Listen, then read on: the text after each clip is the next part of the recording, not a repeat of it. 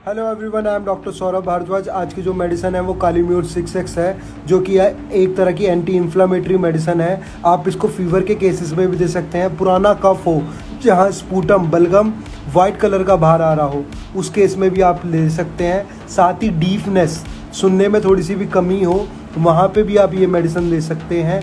आँखों में रेडनेस हो, उस केस में भी ये मेडिसिन दे सकते हैं। डैंड्रफ हो बालों में, वहाँ भी आप ये मेडिसिन दे सकते हैं।